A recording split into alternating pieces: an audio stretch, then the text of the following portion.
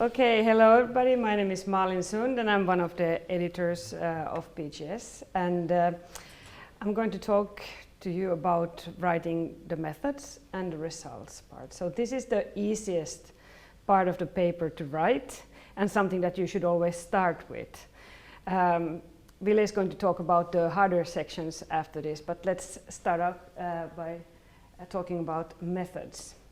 So what do you think should go into the methods and what should not go into the methods? I'm asking this because there's usually people do put stuff into the methods that shouldn't be there. So my boss always says never put numbers in the methods. Yeah, and what kind of numbers? Like patient numbers or exactly. And stuff like that. Never, no numbers in the method. And why do you think he says that? Well, because I think he has experience. Yeah. But if I ask you why would this is part of the results, obviously. Yeah, exactly. You don't know when you start up the trial exactly what you ended up studying. Let's say if you recruit patients, you don't know what you end up, and so characterization of the cohort is a result, and that's why the numbers are there in the results. That's right. So what should be in the methods? The methods should be strictly concentrating on what was actually done and how was it analyzed. That's methods. And it should not contain, just like you were saying, characteristics of the cohorts or any results. Those should be in the results. When you start writing, you can get some guidance out of these different types of checklists that are available for different type of studies. And if you have that, next to you, or you go through that first, then you don't miss anything. So these are very good, and there's different types of checklists for different types of study designs. So look into those, and a lot of journals, including BGS, requires these to be along with the submission once you are done with your manuscript and submit. So when you start writing the methods, what should be in it? Both the study objectives, the design of the study, the methods that were used, the ethics, and the guidelines that you have adhered to. There's a section of statistics usually, and if your trial was registered, you should mention that also in this part. And I would urge you to actually you should register your trials at these official sites where you can register different types of trials. It's very good.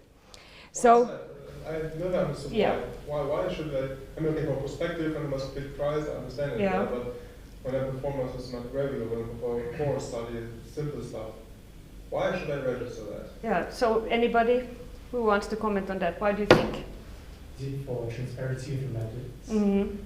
So nobody does the same thing? Well, that could be, there's many different good reasons. One would be that you actually have thought to the plan how you're going to analyze and you don't change it based on what you actually see in the data. That's one thing. And it's good that nobody else starts to do a trial. If they see that somebody already has mentioned they're going to do this, then it's a waste of time to do that. I read a couple of articles they registered. I'm not talking about RCTs or something, but simple stuff.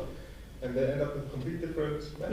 Yeah, it's interesting. We actually had a paper in BGS looking at this quite recently about different outcomes from the same type of questions. Yeah, but it's good, and like in prospective trials and in RCTs, this is mandatory to have this, of course. So I thought we would look a little bit on a paper that I have edited, and this is a nationwide cohort study from Sweden, and let's see if I actually ended up finding all of these different things in their methods section. So I understand you don't see the whole text, but there is the whole method section here starts out by stating the objective of this study, which was to look at whether allergy influences the outcome of appendicitis in children or not.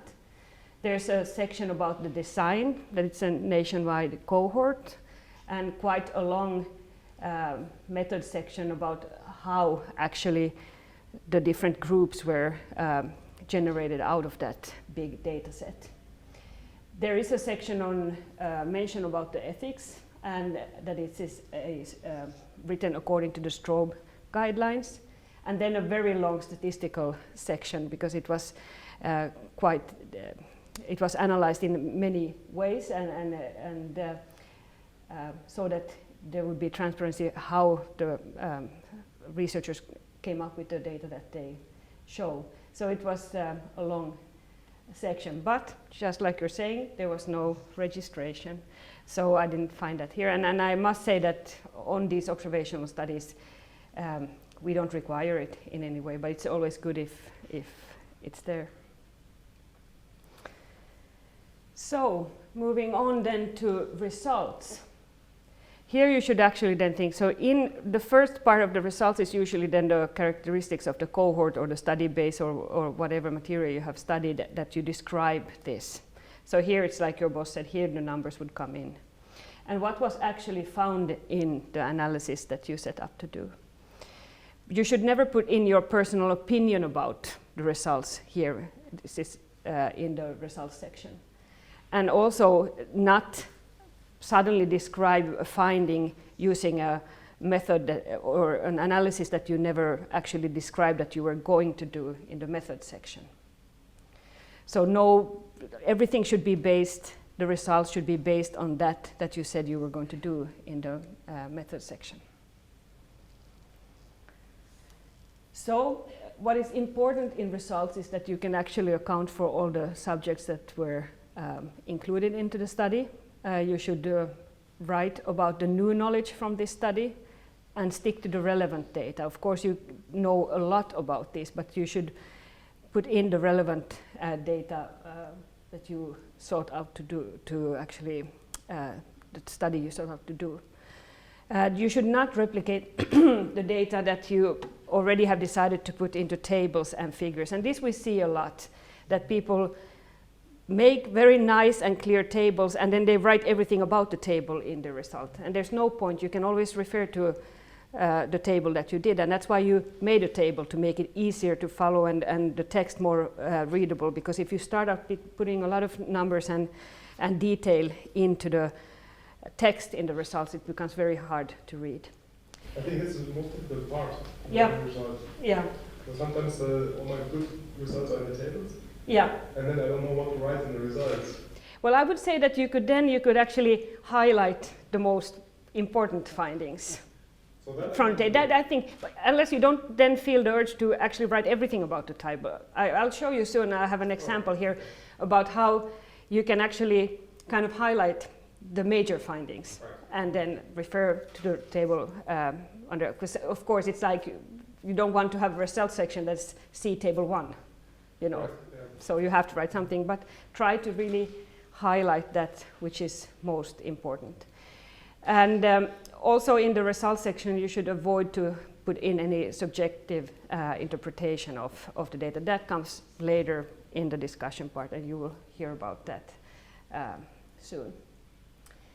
So this was a paper that we published in BGS a while ago, and the interesting design in this paper was that it was an inpatient randomized trial in breast surgery, where you tested 2 different methods on different sides of the same patient, so you could actually eliminate quite a lot of biases. So let's look at the results section here. This result section started out by, as RCTs usually do, by kind of a flow chart about the patient or a consort flow chart. And this accounts, of course, for all the subjects and whoever was lost and why, and what remained in the analysis. So this you see a lot in RCTs as a way of accounting for all subjects. We talked about not replicating data in tables and figures. So in this paper there was a baseline demographic table, which usually comes first in these result sections, and then there's a short description about the major points, but not going at all into the detail that is shown in the table, but referring to the table for those data. After this, the primary and additional outcomes were presented, and also here putting it actually into quite clear tables and then just highlighting the major findings from those tables into the text, which made it quite easy to read and follow, and also made the paper short. We said we want easy and short paper, so this is a way of course reducing the text as well. So, questions relating to methods and results?